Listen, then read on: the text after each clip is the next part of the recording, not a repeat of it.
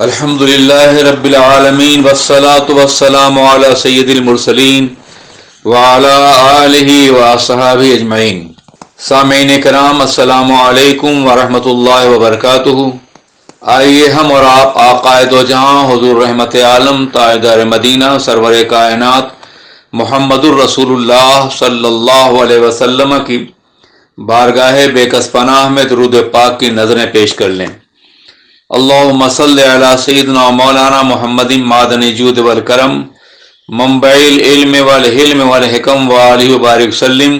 صلاۃ و سلام علیک یا رسول اللہ، صلاۃ و سلام علیک یا حبیب اللہ۔ حضرات گرامی، آج سورہ سبا کی ابتدائی چند آیات مبارکہ کا ترجمہ اور مختصر سی تشریح پیش کرنے کا شرف حاصل کروں گا۔ اللہ تبارک و تعالی ہمیں اور آپ کو قرآن سمجھنے کی اور اس پر عمل کرنے کی توفیق عطا فرمائے۔ اس صورت میں اللہ ارشاد فرماتا ہے، بسم اللہ الرحمن الرحیم، الحمدللہ الذی لہ ما فی السماوات و ما فی الارض وَلَهُ الْحَمْدُ فِي الْآخِرَةِ وَهُوَ الْحَكِيمُ الْخَبِيرُ۔ تمام تعریفیں اس اللہ کے لیے ہیں کہ زمین و آسمان کی تمام چیزیں اسی کی ملکیت ہیں اور اسی کے لیے ہر طرح کی حمد ہے آخرت میں بھی، اور وہ انتہائی حکمت والا اور خبر رکھنے والا ہے۔ حضرات، اس آیت شریفہ میں اللہ تبارک تعالیٰ ارشاد فرماتا ہے کہ تمام تعریفیں اللہ ہی کے لیے ہیں۔ الحمد میں الف لام استغراق کا ہے، اور اس بات کی دلیل ہے کہ جتنی بھی ممکنہ تعریفیں ہیں کائنات میں وہ سب اللہ ہی کے لیے ہیں۔ کوئی اور ایسی تعریف کا سزاوار نہیں ہے جو صرف اللہ کے شایان شان ہے۔ ہم قرآن پاک کی بہت سی آیات مبارکہ میں، حتیٰ کہ آغاز قرآن میں سورہ فاتحہ میں بھی الحمدللہ رب العالمین کی تلاوت کرتے ہیں۔ تمام تعریف اللہ کے لیے ہے۔ جب ہم یہ کہتے ہیں کہ تمام تعریف اللہ کے لیے ہے، تو پھر ہمارا یہ عالم ہے کہ اللہ کی تعریف کے ساتھ ساتھ ہم کائنات کی ہر خوبی کی تعریف کرتے ہوئے نظر آتے ہیں۔ کبھی آسمانوں کی تعریف کرتے ہیں، کبھی زمین کی تعریف کرتے ہیں، کبھی شفق کی تعریف کرتے ہیں، کبھی افق کی تعریف کرتے ہیں، کبھی سیارگان فلک کی تعریف کرتے ہیں، کبھی کہکشاں کی تعریف کرتے ہیں، کبھی زمین پہ بچھے ہوئے سبزے کی چادر کی تعریف کرتے ہیں، کبھی دریاؤں کی روانی کی تعریف کرتے ہیں، کبھی کامیاب انسانوں کی تعریف کرتے ہیں، کبھی موسم کی تعریف کرتے ہیں، پھولوں اور نکھتوں کی تعریف کرتے ہیں۔ جو بھی حسن، خوبی یا کمال ہمارے سامنے آتا ہے ہم ہر ایک کی تعریف کرتے ہیں، اور دعویٰ ہمارا یہ ہے کہ تمام تعریف اللہ کے لیے۔ تو کیا اللہ کے علاوہ کسی اور کی تعریف کرنا اللہ کی ذات یا صفات میں شریک کرنا تو نہیں ہے؟ یہ سوال پیدا ہوتا ہے۔ اس کا جواب مفسرین نے یہ دیا ہے کہ مصنوع کی تعریف صانع کی تعریف ہوتی ہے۔ جو بنی ہوئی چیز ہے، جسے بنایا گیا ہے، اگر کوئی اس کی تعریف کرے تو بنانے والے کی تعریف خود بخود ہو جائے گی۔ یہ قاعدہ کلیہ ہے۔ تو کائنات میں جتنی چیزیں ہیں، جتنی خوبیاں ہیں، جتنے کمالات ہیں، یہ سب اللہ کی تخلیق ہیں، اللہ کے بنائے ہوئے ہیں، اللہ کے پیدا کیے ہوئے ہیں۔ تو جب اللہ کی کسی حسین باکمال مخلوق کی آپ تعریف کریں گے تو خود بخود اللہ کی تعریف ہو جائے گی۔ اس لیے یقیناً تمام تعریفیں اللہ ہی کے لیے ہیں۔ تمام تعریف اللہ کے لیے کیوں ہے؟ اس لیے کہ اللہ کا اسم پاک یہ ہمارے معبود برحق کا ذاتی نام ہے۔ اس کے بہت سے صفاتی نام ہیں۔ وہ رحمان بھی ہے، وہ رحیم بھی ہے، وہ کریم بھی ہے، وہ ستار بھی ہے، غفار بھی ہے، وہ رؤوف بھی ہے۔ یہ سارے اسماء مبارکہ اس کے ہیں، لیکن یہ سارے اسماء صفاتی نام ہیں۔ اللہ کی ذات کا جو نام ہے وہ اللہ ہے۔ اس لیے تمام تعریف کا لفظ اللہ ہی پہ صادق آئے گا، اس لیے کہ اللہ کی تعریف یہ ہے المستجمع لجمیع صفات الکمالیہ، اللہ وہ ہے جو کمال کی تمام صفتوں کا جامع ہو. تو جو کمال کی تمام صفتوں کا جامع ہو اور کوئی کمال اس کی ذات سے باہر نہ ہو اور کوئی نقص اس کی ذات یا صفات میں نہ پایا جائے، تو یقیناً تمام تعریفیں اسی کے لیے ہوں گی. اللہ فرماتا ہے اپنے حوالے سے اللہ کی تعریف کیوں ہے؟ الذی لہ ما فی السماوات و ما فی الارض، اس لیے کہ اسی کے لیے وہ تمام چیزیں ہیں جو آسمانوں میں ہیں اور زمینوں میں ہیں. قرآن پاک میں سماوات اور ارض کا تذکرہ مختلف مقام پر آیا ہے. سماوات سماؤن کی جمع ہے لیکن ارض واحد ہے. تو جب سماوات جمع ہے تو ارض کو واحد کیوں لایا گیا؟ یہ ایک سوال پیدا ہوتا ہے. تو اس کا جواب قدیم مفسرین نے یہ دیا ہے کہ ارض کی جمع اردین یہ جمع ضعیف ہے، اس لیے قرآن پاک نے جمع استعمال نہیں کیا. لیکن اگر آج کی تحقیقات کا جائزہ لیں تو طبقات سماوات 7 ہیں، لیکن زمین ایک ہی ہے، ایک ہی سیارہ ہے جسے ہم زمین کا نام دیتے ہیں. اس لیے آسمان بہت ہیں تو سماوات کا تذکرہ ہوا اور زمین ایک ہے تو اس کو واحد استعمال کیا گیا. اللہ ارشاد فرماتا ہے کہ تمام تعریف اس اللہ کے لیے جو مالک ہے. یہاں لام ملکیت کے لیے، لہو ما فی السماوات و ما فی الارض، جس کے لیے جس کی ملک تمام آسمان ہیں اور اس کے اندر جو کچھ ہیں، اور زمین اور اس کے اوپر یا اس کے نیچے جو بھی ہے سب چیز اس کی ملکیت ہے. وَلَهُ الْحَمْدُ فِي الْآخِرَةِ، اور آخرت میں بھی صرف اسی کے لیے تعریف ہے. یہ نہیں کہ صرف دنیا میں اس کی تعریف ہے یا جب تک کائنات ظاہری موجود کائنات ہے اسی وقت تک تعریف ہے، نہیں، اس وقت بھی تعریف ہے تمام اس کے لیے، اور اس کے بعد جو نیا دور آئے گا آخرت کے بعد اس میں بھی تعریف صرف اللہ ہی کے لیے ہے، اس لیے کہ وہ آخرت کا بھی مالک ہے اور دنیا کا بھی مالک ہے. اللہ ارشاد فرماتا ہے اپنی صفت کے بارے میں وَهُوَ الْحَكِيمُ الْخَبِيرُ، اور بلا شبہ اللہ حکمت و دانائی والا ہے اور اللہ بے پناہ خبردار ہے. اللہ کی نگاہ قدرت سے کوئی چیز پوشیدہ نہیں ہے، وہ ہر چیز کی خبر رکھتا ہے، ہر چیز کو جانتا ہے، اور صرف خبر ہی نہیں رکھتا ہے بلکہ وہ بہت دانا ہے. کائنات میں اس کی دانائی کا مقابلہ کوئی مخلوق نہیں کر سکتی ہے. علم ہو دانائی نہ ہو، دانائی ہو اور علم نہ ہو، دونوں حیثیتیں بیکار ہیں. لیکن اگر علم بھی ہے اور دانائی بھی ہے تو پھر اپنے علم کو اللہ تبارک و تعالی خبیر ہونے کی حیثیت سے کائنات کے نظام کو چلانے کے لیے، کائنات کے نظام کو باقی رکھنے کے لیے بہتر طریقے سے اپنے علم کو، اپنی خبر کو کائنات کے نظام کو قائم کرنے کے لیے استعمال فرما سکتا ہے. اس لیے وہ علیم بھی ہے، حکیم بھی ہے اور خبیر بھی ہے. یعلم ما یلج فی الارض وما یخرج منہا، اللہ جانتا ہے جو زمین میں داخل ہوتی ہے جو چیز اور جو زمین سے نکلتی ہے. آپ دیکھیے زمین میں داخل ہونے والی ہر چیز کا علم اللہ تعالیٰ کو ہے. ایک ننھا سا دانہ آپ زمین میں داخل کرتے ہیں اور پھر وہ ایک تناور درخت بن جاتا ہے، لیکن اس ننھے سے دانے کی پرورش یقیناً اللہ کا نظام ربوبیت ہی کرتا ہے.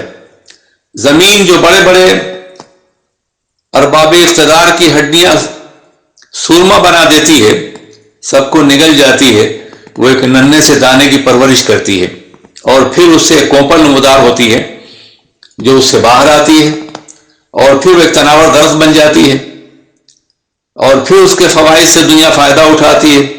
اس کے سائے میں لوگ بیٹھتے ہیں، اس کا پھل کھاتے ہیں، یا پھر غلے کی شکل میں پودا غلہ دیتا ہے جو خوراک بنتا ہے انسانوں کا. تو یہ سب اس لیے ہوتا ہے کہ کہ اللہ تبارک تعالیٰ کی حکمت اور اس کی تدبیر، اس کی ربوبیت کائنات پہ غالب ہے. جو زمین سے نکلتا ہے اللہ اسے بھی جانتا ہے. وما ينزل من السماء، اور جو آسمان سے نازل ہوتا ہے یا جو شے نازل ہوتی ہے، خواہ وہ بارش ہو یا اللہ کا رزق ہو یا اللہ کی نعمتیں ہوں، اللہ اسے بھی جانتا ہے. وما یعرج، اور جو آسمانوں پہ جاتا ہے، آسمانوں طرف رجوع کرتا ہے، عروج کرتا ہے، اللہ اسے بھی جانتا ہے. ان میں اعمال صالحہ بھی ہیں. جب انسان کوئی نیک عمل کرتا ہے تو اللہ کی بارگاہ تک پہنچا دیا تو اس کا عمل خدا کے حضور میں پہنچتا ہے. اس عروج سے بھی اللہ واقف ہے کہ بندہ جو عمل کر رہا ہے اس کا بھی علم سے ہے، اور جو اللہ کی نعمتوں سے فیضیاب ہو رہا ہے اس کا بھی علم سے ہے. کوئی بھی چیز اس کی نگاہ قدرت سے پوشیدہ نہیں ہے. وَهُوَ الرَّحِيمُ الْغَفُورُ، اور بلا شبہ وہ بے پناہ رحم کرنے والا اور بہت زیادہ بخشنے والا ہے. حضرات، اللہ کی نعمتوں سے استفادہ کرنے والے، اللہ کے فیضان بے پایہ سے فائدہ حاصل کرنے والے، اللہ کی ربوبیت کے زیر سایہ پروان چڑھنے والے اللہ کی نافرمانی بھی کرتے ہیں. مگر اس کے باوجود کہ لوگ اللہ کی نافرمانی کرتے ہیں، اللہ ایک طویل مدت تک انہیں ڈھیل دیتا ہے تاکہ وہ توبہ کر لیں، تاکہ وہ بخشش طلب کر لیں، تاکہ وہ رجوع اللہ کے ذریعے سے اپنی زندگی میں انقلاب برپا کر لیں. لیکن دنیا کفر کا یہ عالم ہے کہ اللہ کی نعمتوں سے فیضیاب ہونے کے باوجود، اللہ کی ربوبیت سے فیضیاب ہونے کے باوجود وہ اللہ کی نافرمانی کرتے ہیں. ایسے لوگوں کے بارے میں اللہ ایک طویل زمانے تک مہلت دیتا ہے. اس کو قانون امہال کہتے ہیں، تاکہ وہ باز آ جائے اپنے گناہوں سے اور خدا کی بارگاہ میں توبہ کر لے. لیکن اس مہلت سے فائدہ اٹھا کے بھی اگر انسان توبہ نہیں کرتا تو پھر یا تو دنیا میں بھی اس کا مواخذہ ہوگا یا پھر قیامت میں یقیناً اس کا مواخذہ کیا جائے گا. بہت سے لوگ اس مہلت کو سے غلط فہمی میں شکار ہوتے ہیں کہ ہم اتنے گناہ کرتے ہیں، اتنی غلطیاں کرتے ہیں، اتنی حرام خوری کرتے ہیں، اتنا ظلم کرتے ہیں، اور پھر بھی ہم پر عذاب نازل نہیں ہوتا، ہماری گرفت نہیں ہوتی ہے. وہ اس غلط فہمی میں رہتے ہیں کہ آخرت موجود نہیں ہے، یہ ساری باتیں بس یوں ہی بنا دی گئی ہیں. اگر ایسا ہوتا تو ہم پہ عذاب آ جاتا، حالانکہ ہم غلطیاں کرتے ہیں، گناہ کرتے ہیں، بدکرداریوں میں ڈوبے رہتے ہیں. افراد کا معاملہ بھی یہی اور قوموں کا معاملہ بھی. اس لیے وہ اللہ کی پکڑ سے بے نیاز ہو کر کے وہ قیامت کا بھی انکار کرتے ہیں، بعض بعد الموت کا بھی انکار کرتے ہیں. چنانچہ اللہ ان کا تذکرہ فرما رہا ہے، وقال الذین کفروا لا تأتینا الساعۃ، جو لوگ کافر ہیں وہ یہ کہتے ہیں کہ قیامت ہم پر کبھی نہیں آئے گی، قیامت کا وجود نہیں ہے. قل بلا وربی. اب یہاں خدائے ذوالجلال والاکرام اپنے پرجلال اسلوب سے جواب دے رہا ہے اپنے نبی کی زبان سے کہ اے نبی کہہ دیجئے بلا، بلا شبہ، یقیناً، کیوں نہیں، وربی، مجھے میرے پروردگار کی قسم ہے، لتاتینکم، قیامت یقیناً اور بلا شبہ تم پر نافذ کی جائے گی، تمہارے پاس آئے گی. لتاتینکم تاکید کا صیغہ ہے. بلا وربی، وربی قسم کے لیے ہے. اے محبوب اپنے پروردگار کی قسم کھا کے بالتاکید فرما دیجئے کہ قیامت آئے گی اور بلا شبہ آئے گی، اور دنیا کی کوئی طاقت قیامت کو روک نہیں سکتا ہے. قیامت کیوں آئے گی؟ اس لیے کہ اللہ عالم الغیب ہے، غیب کا جاننے والا ہے. جو انسانوں کے حواس خمسہ سے پوشیدہ ہے، جو اس کے ادراک سے پوشیدہ ہے، جو ماوراء ادراک حقیقت ہے، ان سب سے اللہ واقف ہے۔ وہ جانتا ہے قیامت آئے گی، اور وہی قیامت کو نازل کرنے والا ہے۔ جب قیامت آئے گی تو یہ مت سوچو کہ تمہارے اعمال کا تم سے حساب نہیں لیا جائے گا، یا علیم و خبیر پروردگار عالم تمہارے اعمال سے واقف نہیں ہے۔ نہیں، لا یعزب عنہ مثقال ذرۃ فی السماوات ولا فی الارض ولا اصغر من ذلک ولا اکبر الا فی کتاب مبین۔ اللہ فرماتا ہے کہ نہیں پوشیدہ ہے اس کی ذات سے ایک ذرے کے برابر بھی کوئی چیز، خواہ وہ آسمانوں میں ہو یا زمین میں ہو، زمین کی تہوں میں ہو یا آسمانوں کی بلندیوں میں ہو۔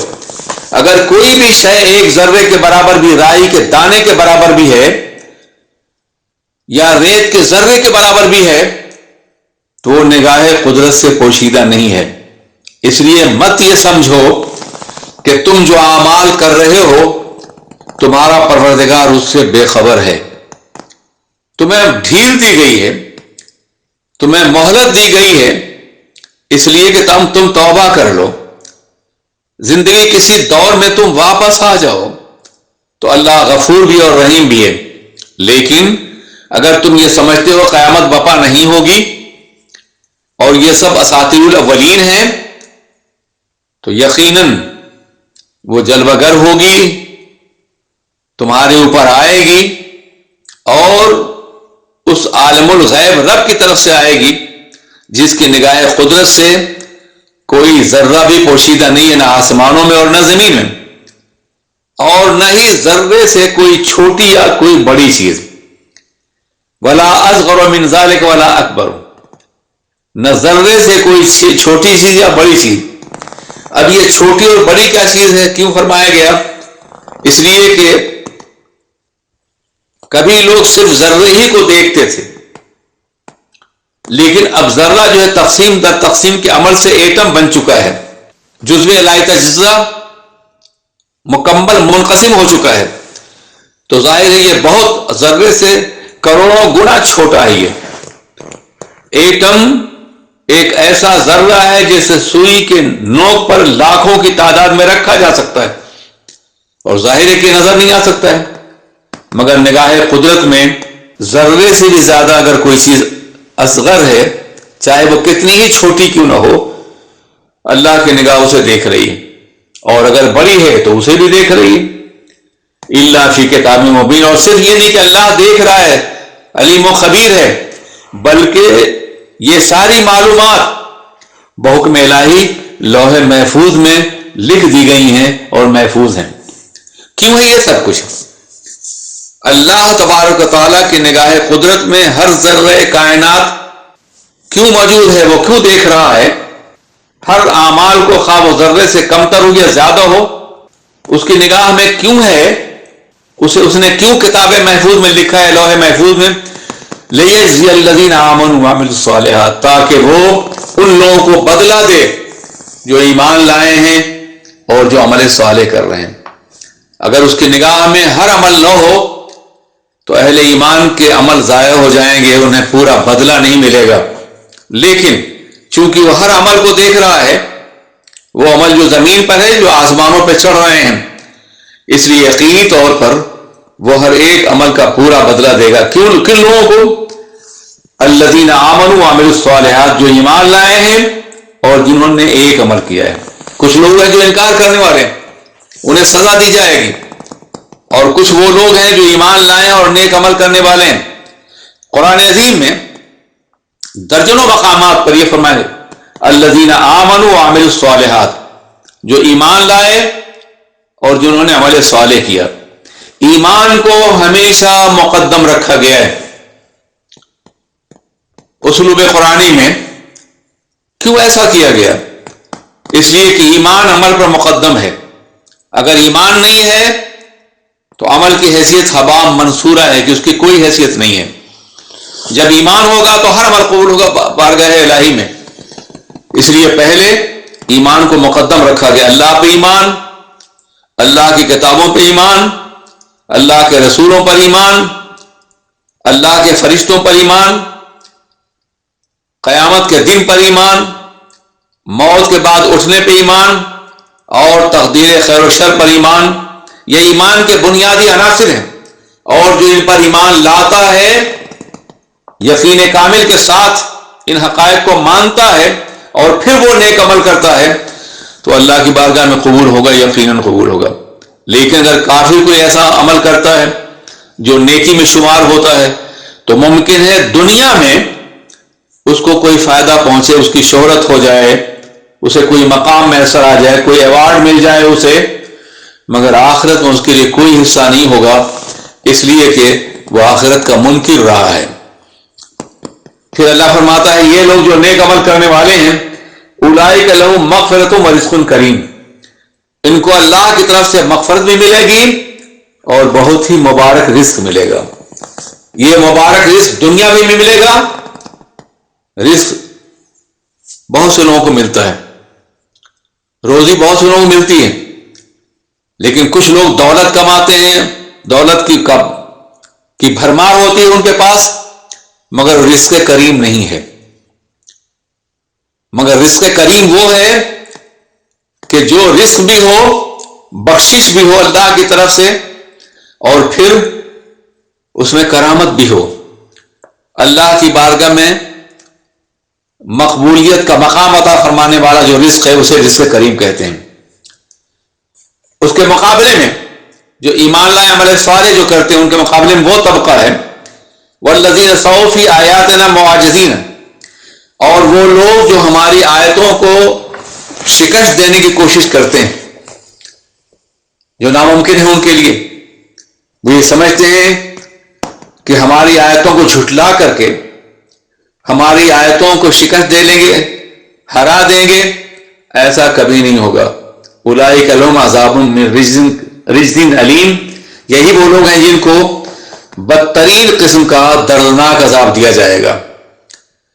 وَيَرَى الَّذِينَ أُوتُوا الْعِلْمَ، اور وہ لوگ دیکھیں گے، جانتے ہیں جنہیں علم دیا گیا ہے، علم حقیقت دیا گیا ہے، حقیقت کا ادراک بخشا گیا ہے.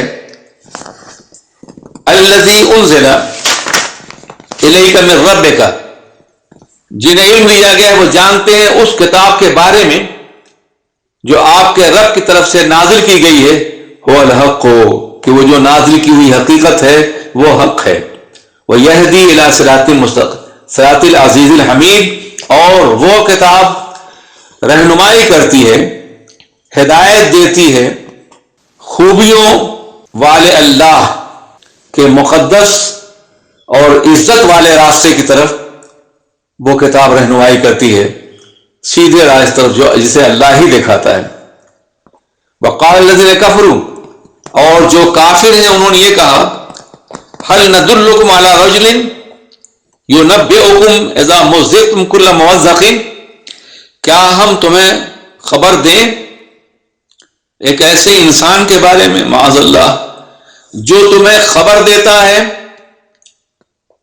کہ جب تم ریزہ ریزہ کر دیے جاؤ گے، بکھیر دیے جاؤ گے، تو تم کو ایک نئی زندگی سے آشنا کیا جائے گا. انکم لفی خلق جدید، تمہیں اثر نو پیدا کیا جائے گا. اب وہ اپنی بدبختی سے کہتے افطر علی اللہ کذبا، کہ یہ دعوے دار معاذ اللہ جو نبی ہیں اللہ پہ جھوٹ باندھتے ہیں.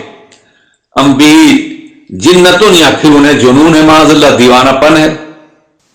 اللہ فرماتا ہے کہ جو لوگ یہ کہتے ہیں تو ان کا معاملہ یہ ہے کہ میرے حبیب نہ مفتری ہے اور نہ دیوانہ ہے، بلکہ جو ایسا کرنے والے اور آخرت پہ یقین نہیں رکھتے ان کے لیے عذاب ہے اور کھلی ہوئی بدترین گمراہی مبتلا ہیں جس سے پلٹ آنے کے امکانات نہیں ہیں. جو پیغمبر اعظم کی کتاب اور ان کی دعوت کی صداقت ازلی پر یقین نہیں رکھتا وہ بدترین گمراہی دوچار ہے اور وہ کبھی لوٹ کے نہیں آئے گا، اس کے لیے عذاب مقدر کر دیا گیا ہے. افلم یروا الی ما بین ایدیہم وما خلفہم، کیا انہیں نظر نہیں آتا جو ان کے آگے اور پیچھے ہے، یعنی گھیر رکھا ہے انہیں اللہ کی قدرت نے ہر طرف سے. زمین میں گھیر رکھا گیا ہے اور آسمان میں گھیر رکھا گیا. من السماء والارض، وہ نہ زمین کے حدود سے باہر جا سکتے ہیں اور نہ آسمان کے دائرے سے نکل سکتے ہیں، اتنے مجبور ہیں. ان نشا نفسد بہم الارض، اگر ہم چاہیں تو انہیں زمینوں میں دھسا دیں، زمین میں. اور نسقط علیہم کسفا من السماء، کسفا من السماء، یا ہم ان کے اوپر آسمان کے چند ٹکڑے گرا دیں. ان فی ذلک لآیۃ لکل عبد منیب، بلا شبہ اللہ کی قدرت اور اس کے اختیارات اور زمین و آسمان میں گھرے ہونے کی وجہ سے ہر اس بندے کے لیے کھلی ہوئی نشانی ہے جو عبد منیب ہے، اللہ کی طرف رجوع کرنے والا ہے.